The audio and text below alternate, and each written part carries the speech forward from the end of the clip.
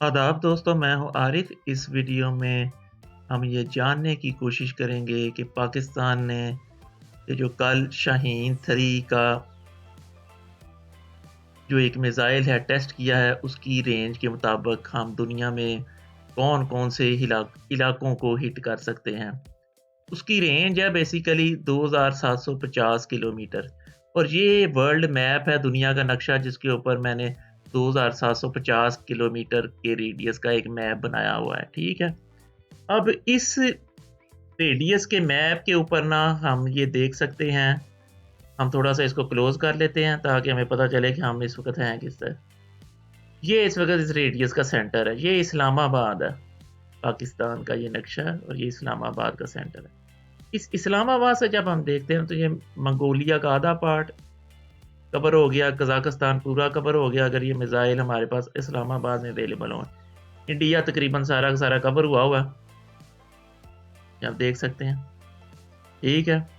श्रीलंका नहीं आ रहा, यहाँ से इराक हो गया, सऊदी अरेबिया भी, यमन कवर नहीं हुआ, ओमान कवर हो गया, बर्मा, म्यांमार कवर होगा, बांग्लादेश सारा, चाइना आधा, कज़ाकिस्तान सारा, रशिया में भी हम पहुँच सकते हैं, ये टॉप के ऊपर रशिया, ये मॉस्को है, ठीक है।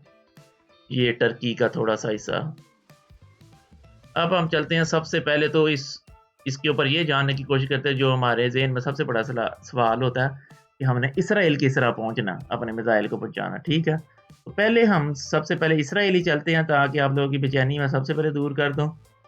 इस पॉइंट को हमने मूव करना, ये हमारे मिसाइल की लोकेशन है। हमने मिसाइल को लेके जाना इस्लामाबाद से ऐसी जगह जहाँ से हम 2750 किलोमीटर का एरिया कवर करते हुए इसराइल पहुँच जाएँ, ठीक है? इसको मूव करते जाएँ, ये हम कहीं आ रहे हैं, कोयटा के करीब पहुँच गए हैं शायद इस वक़्त।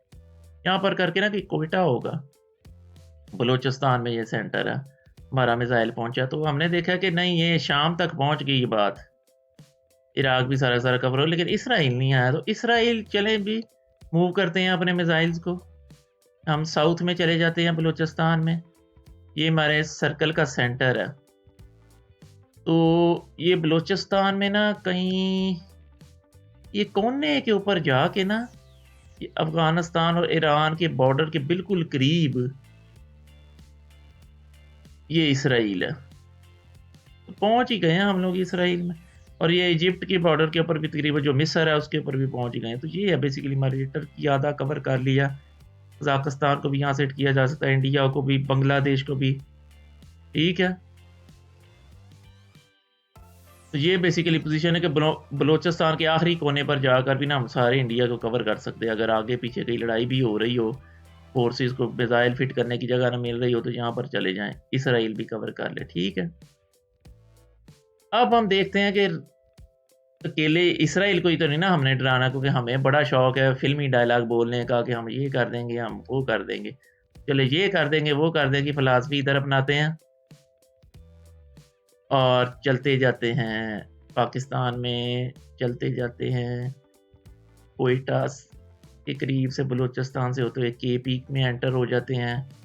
केपी में एंटर होते होते हम ये शुमाल की तरफ, नॉर्थ की तरफ जा रहे हैं।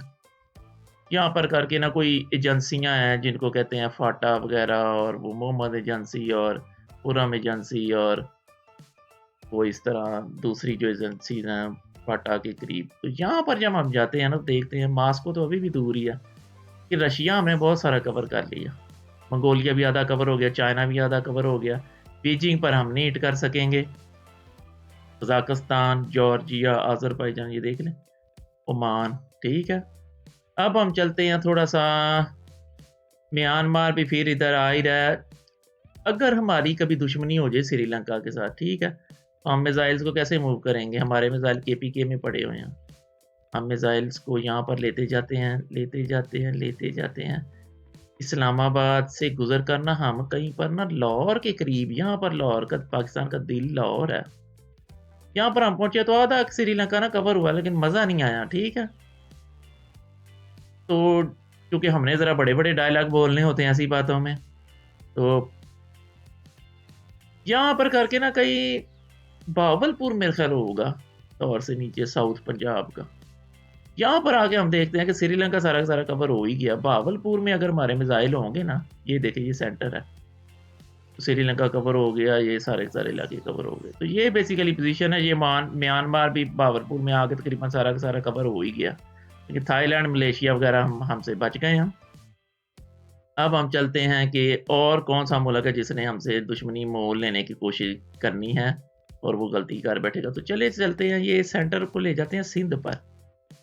ये कराची मेरे ख्याल साहिल पर है, तो ये साहिल तक ही ले जाते हैं। यहाँ कहीं साहिल पर, कहीं मकरान, वो क्या कहते हैं, कराची का साहिल, मकरान तो खैर बलूचिस्तान में है। ये यमन फिट हो गया। यमन वाले हमें तकलीफ देने की कोशिश ना करें। ये सोमालिया, ये शायद इथोपिया है या सोमालिया है, ये नहीं कंफर्म हो पा रहा। इधर की तरफ तो सोमालिया, उधर इथोपिया, लेकिन बहरहाल में से जो है ना, मेरे ख्याल इथोपिया कवर हो गया काफ़ी सारा। अब हम चलते हैं, थोड़ा सा इसको मूव करते हैं कि गवादर की तरफ लेके जाते हैं, यहाँ पर करके ना, कि गवादर होगा शायद ये सेंटर में, यहाँ पर। तो ये इरिटेरिया के नहीं पहुँच पा रहे, इरिटेरिया ज़रा चलते हैं। ये हम गवादर से भी आगे कहीं ले जाते हैं, कोई होगी इधर, कोई इस कोने में पाकिस्तान में। तो ये इरिटेरिया पहुँच गए हैं। तो ये सारी सूरत हाल है। चूँकि हम लोग सोचते हैं कि रेंज का हमें फ़र्क समझ नहीं आता, रेंज कितनी होगी, एग्जैक्ट रेंज कितनी है, 2750 किलोमीटर।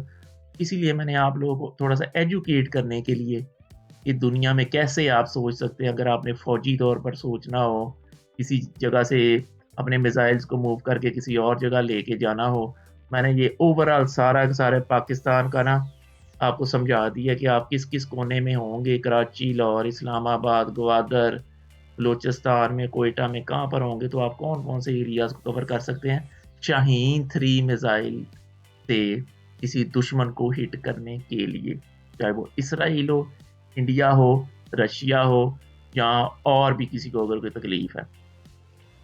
तो ये थी एक खुलासा थोड़ा सा। तो उम्मीद है कि आप लोगों को समझ आ गई होगी कि शाहीन 3 क्या चीज़ है, उसकी रेंज से हम कौन-कौन सा फ़ायदा उठा सकते हैं अपने न्यूक्लियर एसेट्स को डिलीवर करने के लिए। तो आप लोग भी अब अपनी राय कमेंट सेक्शन में दे सकते हैं। देखने का शुक्रिया।